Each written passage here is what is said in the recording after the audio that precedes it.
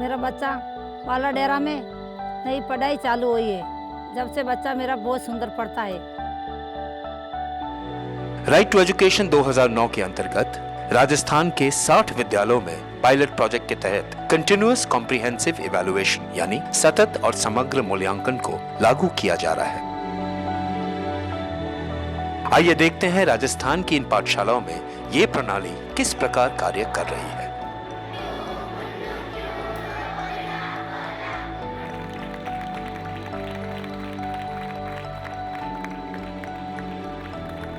सतत समग्र मूल्यांकन के अनुसार हमें बच्चों की योग्यताओं के बारे में पता है।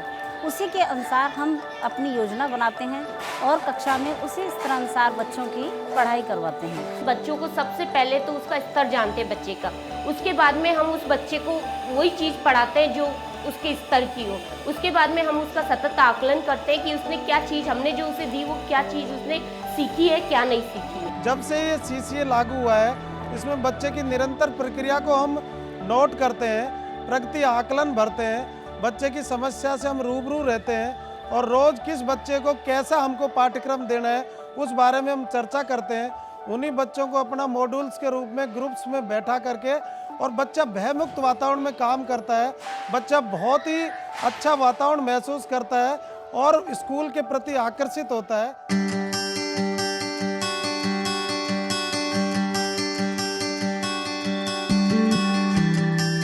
बच्चों में सीखने की क्षमता एक सी नहीं होती, ना ही उनके सीखने का तरीका एक सा होता है। इसी बात का ध्यान रखते हुए इन्हें समूहों में बिठाया गया है ताकि हर कोई अपनी गति के हिसाब से पढ़ाई करे और अपने लक्ष्य को हासिल करे। यानी इस क्लास में बच्चे अपने लर्निंग लेवल के अनुसार ही पढ़ाई करते हैं।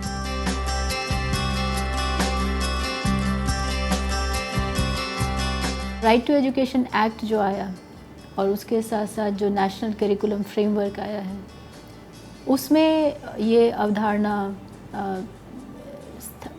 दी गई है कि मूल्यांकन जो है वो सतत होना चाहिए और समग्र होना चाहिए। यानी कि ऐसा मूल्यांकन होना चाहिए जो सहज रूप से बच्चे के टैलेंट को, उसकी प्रतिभा को, उसकी क्षमताओं को असेस कर सके।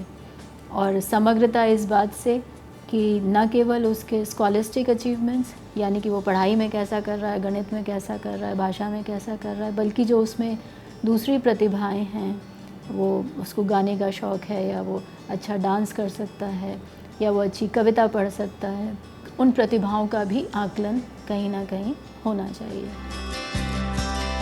राजस्थान के 60 स्कूलों में इसी तरह का काम चल रहा है।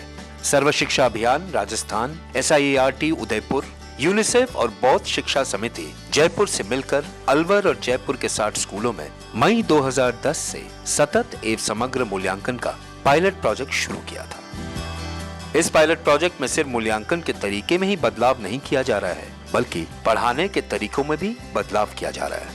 क्योंकि जब तक अध्यापक कक्षा में पढ़ाने के तरीके में बदलाव नहीं करेंगे, तब तक बच्चों का सतत और समग्र मूल्यांकन भी नहीं किया जा सकता है।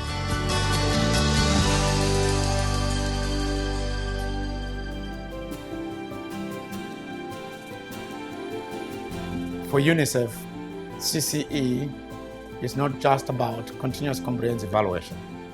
It is 3 pillars of education: the community, the child, and the educationist, working together and making a difference when it comes in to the child attending and the child progressing through the grades. ये जो परंपरागत परीक्षा प्रणाली जो मुख्य रूप से बच्चों को विभाजित करने और छांट के अलग करने के आशय से लागू की गई थी, उन पर दुनिया भर में सवाल उठाया गया है।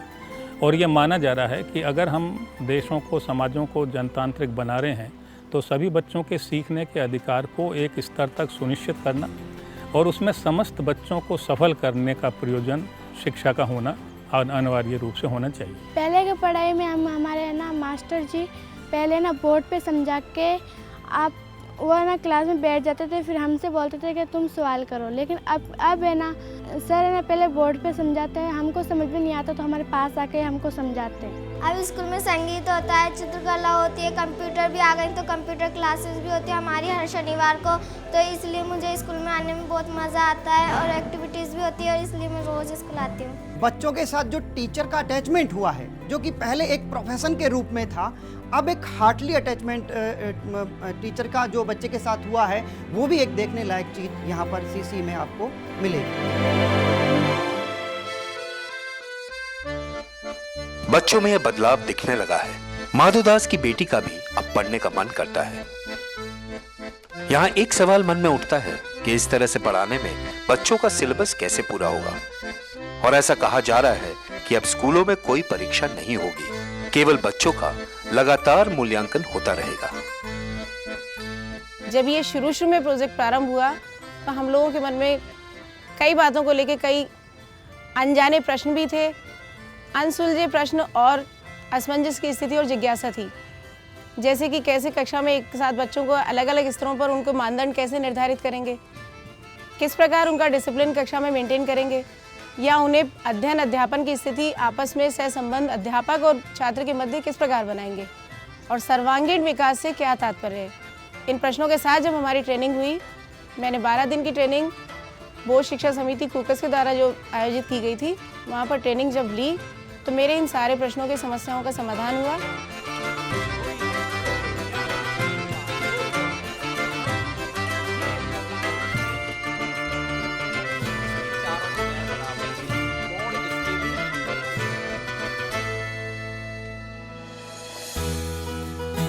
सीसी के अंतर्गत शिक्षक बच्चों की प्रगति का आकलन साल भर करते हैं। शिक्षक अपनी डायरी में या बच्चों की कॉपी में उनके सीखने के स्तर के बारे में टिप्पणी लिख लेते हैं। जरूरत पड़ने पर बच्चों से कुछ वर्कशीट्स भी बनाए जाते हैं। बच्चों की वर्कशीट को संभाल कर रखा जाता है, क्योंकि इसके आधार पर शिक्षक को बच्चों का मूल्यांकन करने में सहयोग मिलता है। बच्चे कभी कभी कुछ बहुत अच्छा काम करते हैं तो शिक्षक उसे भी संभाल कर रखते हैं। इन सबको एक बड़ी फाइल में डाला जाता है। शिक्षक हर बच्चे की एक बड़ी फाइल बनाकर रखते हैं। इसे पोर्टफोलियो कहते हैं। शिक्षक हर 2 महीने में बच्चों की प्रगति को एक फॉर्मेट में दर्ज करते हैं। इसे रचनात्मक मूल्यांकन या फॉर्मेटिव इवैल्यूएशन कहते हैं। इस फॉर्मेट को भरते समय शिक्षक उस बड़ी फाइल, बच्चों की कॉपी और अपनी डायरी का सहयोग लेते हैं।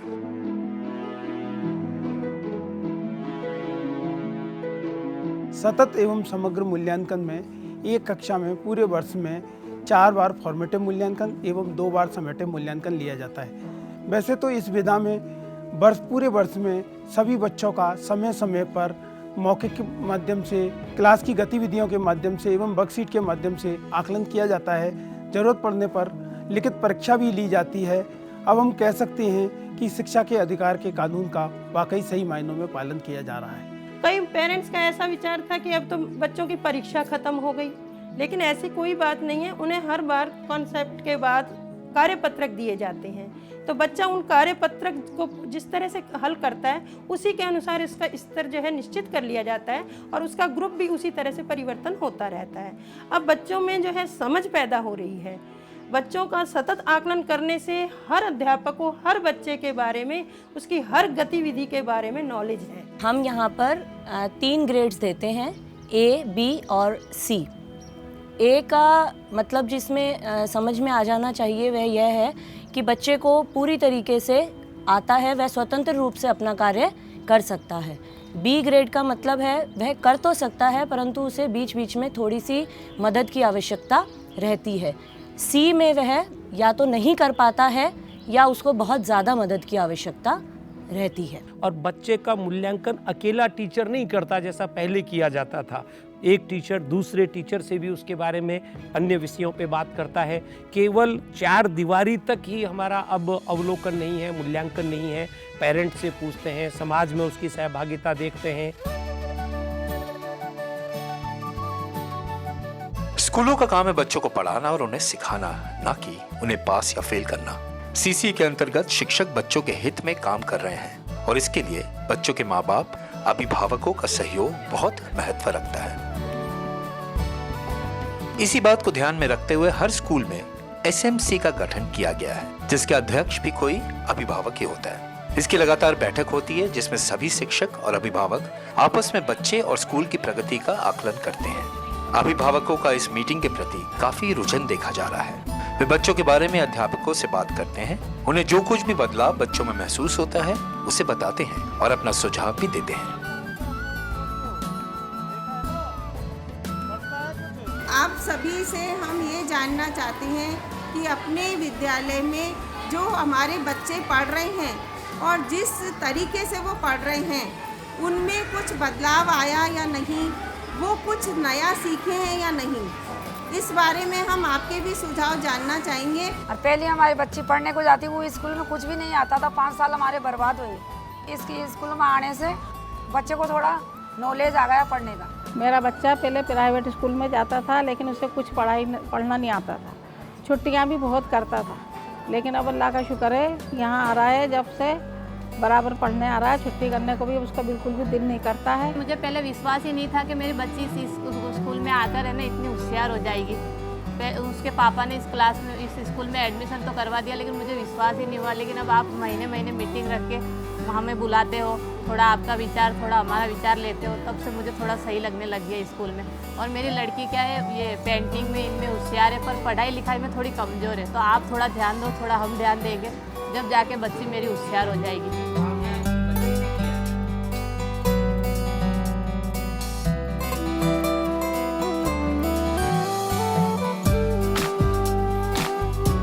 असेसमेंट टूल के रूप में पहले अभिभावक को गौण किया गया था, लेकिन अब अभिभावक भी अहम रोल अदा कर रहा है। टिप्पणी लिख रहा है उस टूल के पीछे कि भाई मेरे बच्चे के साथ जो शिक्षक करवा रहा है, मैं कैसा फील कर रहा हूँ बच्चे के बारे में, उसको एक जगह मिली है उस टूल में, उस टिप्पणी के रूप में।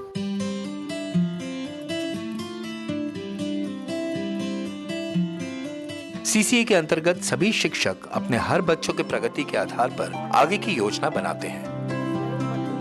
इस बात का पूरा ध्यान रखा जाता है कि सभी पढ़े और सभी आगे बढ़े, कहीं कोई भी बच्चा पीछे ना रह जाए।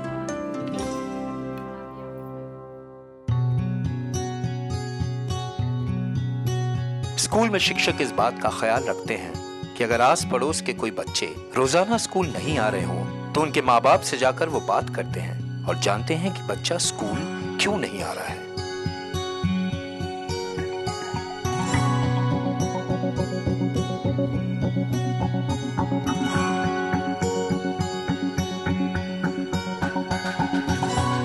शिक्षकों ने जब अभिभावकों के साथ संपर्क प्रारंभ किया, तो जिस कैचमेंट एरिया में और दूसरे स्कूल भी खुले हुए थे, अभिभावकों ने भी तुलनात्मक दृष्टि से अपने बच्चों की प्रोग्रेस को देख करके महसूस करने लगे कि बच्चा जो हमारा सीसी के अंदर सीख रहा है वो शायद दूसरे विद्यालय में नहीं सीख पा रहा है। और उसका रिजल्ट हम लोगों ने भी देखा कि 1 साल के बाद इसके रिजल्ट निकल के आए कि कहाँ स्कूलों का एनरोलमेंट माइनस हो रहा था, हमारा घट रहा था। इस साल हमारे यहाँ 1984 बच्चे प्लस हुई, यानी कि हमारे इन 40 विद्यालयों के अंदर एनरोलमेंट बढ़ा। पिछले साल की तुलना में लगभग 36% एनरोलमेंट हमारा यदि हम देखें तो प्लस हुआ। दूसरे विद्यालयों से बच्चे हमारे विद्यालयों के अंदर आए, और साथ ही साथ सबसे अच्छी बात हमें यहाँ देखने को मिली कि बच्चों के एनरोलमेंट के साथ साथ बच्चों का रिटेंशन, जो ठहराव है, वो बहुत ही अच्छा है।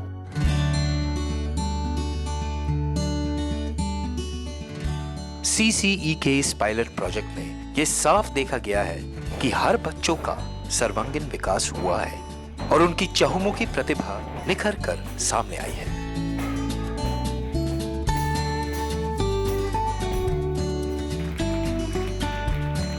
अब जो है पेरेंट्स भी बहुत संतुष्ट हैं, एसएमसी के सदस्य भी संतुष्ट हैं, और सबसे बड़े संतुष्ट हमारे अध्यापक और हमारे बच्चे हैं। मैं सभी शिक्षकों और शिक्षिकाओं से ये अनुरोध करना चाहूँगी कि इस नई विधा को आप बहुत खुले मन से, पूरे मन से स्वीकार करें और प्रदेश की जो भावी पीढ़ी है उसके भविष्य को उज्जवल बनाने में अपना पूरा सहयोग दें।